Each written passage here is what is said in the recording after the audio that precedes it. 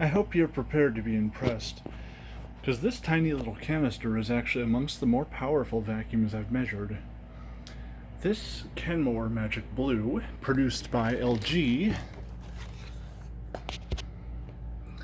notice the 721, I believe that's LG's code, just like the Kenmore Creamolite I have. I don't know why that's so blurry.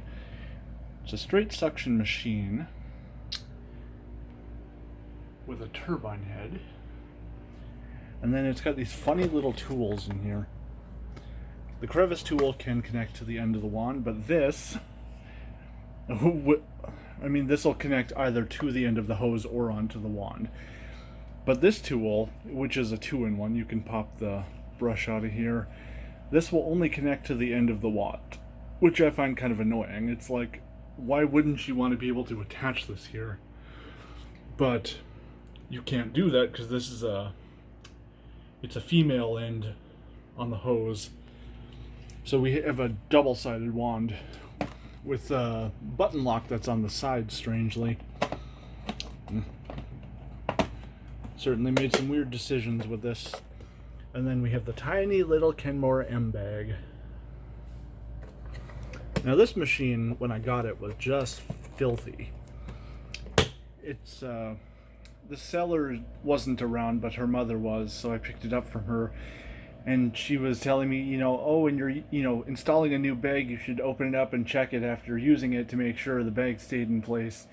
And after hearing that, I'm just thinking, oh God, this one's going to be filthy. And it was. It was. Because we have these really aren't much of a filter. They're just kind of almost like a scour pad, only a little bit more dense and softer. But each and every filter on this thing was just filthy. And it's like the motor had to be taken apart and cleaned, and I soaked the fan for a while, just in dish soap. And it's like when I went back, I gave it a little shake, and the water just turned like it was kind of between a medium and like a dark gray, but it's like, ew. But anyways, let's get on to the testing for this. And I think when I do the nozzle testing, I'm going to do this both with this head as well as its spare floor tool, just to kind of see its potential, because we all know that turbine tools do tend to rob airflow. This one was kind of weird, actually, because when I opened it up, it seems like the turbine can be configured, because the turbine is divided in half. You can kind of see the halves in here. And when you take the bar out of here and take the turbine out, you can actually separate the two halves. And then there's a locking mechanism between the two of them, almost shaped like a star, almost.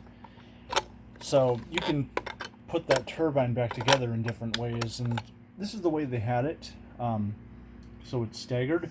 But I'm assuming if you needed a little more torque, you could probably configure it so that the halves are aligned with one another, which would cut airflow but seems to increase the brush roll torque a little.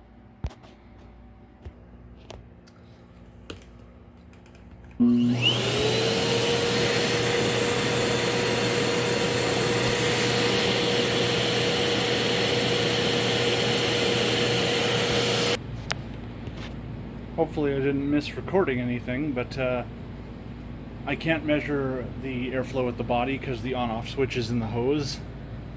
So we're just going to have to start at the hose.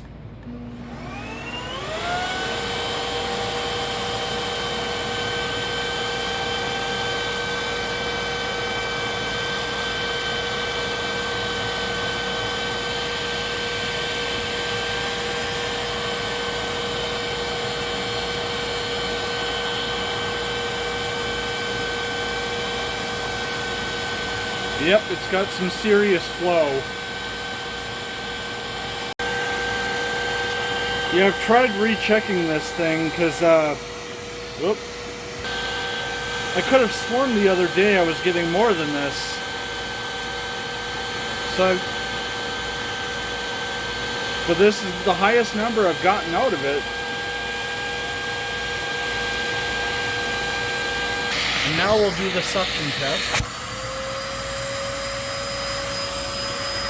Pulling itself in. Now we'll take the measurement at the end of the wand.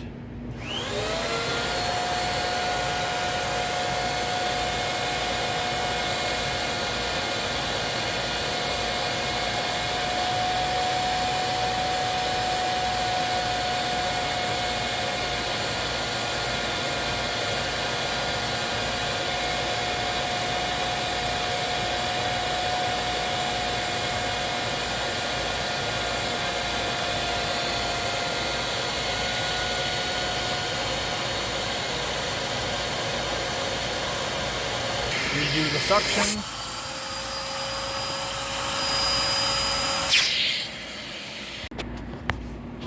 So upon review of the picture I took yesterday, it appears 4646 is the most feet per minute I've gotten from this machine at the hose end. For some reason I thought it was more than that, because I thought the figure I had come up with, the CFM calculated, was like just under the Kenmore Elite by like 0.5. So I'm gonna guess I must have did the math wrong. Must have hit a wrong number or something when I was calculating it out. But I mean, it's still amongst the more powerful canisters I've used.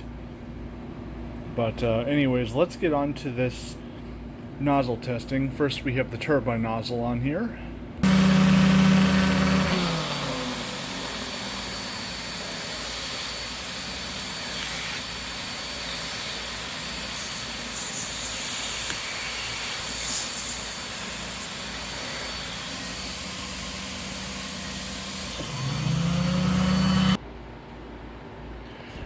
Okay, I'm kind of trying to get through a good number of machines today, so I do apologize if I did not record the turbine part, but at very least we saw the figure it got out of it, which is actually pretty good for a turbine, but you know, it's also attached to a pretty powerful machine. It's got a nice big opening on the underside.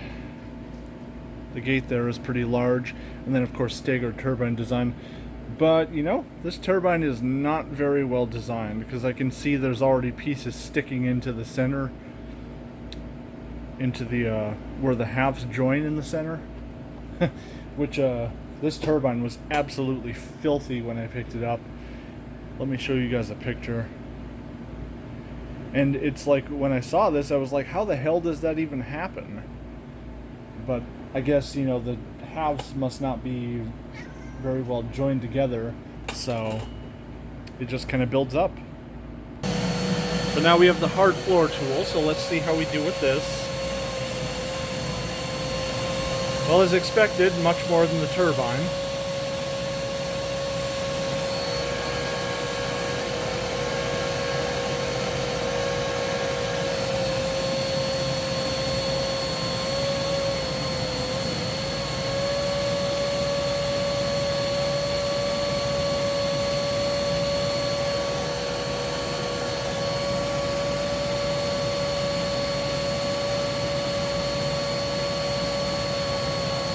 Seem to be holding steady now, though. So let's move on.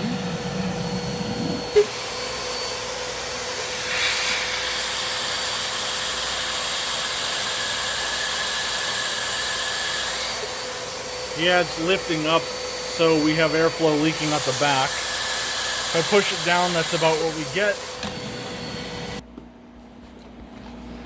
Well, obviously with a turbine head and soft bristles, we're not going to see agitation from it.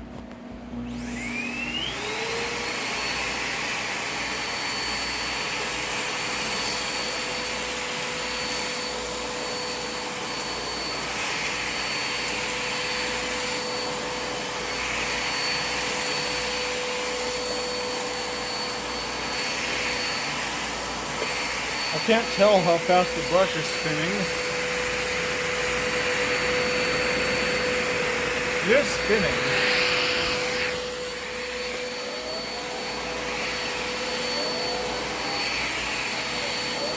Well, that's a lot better.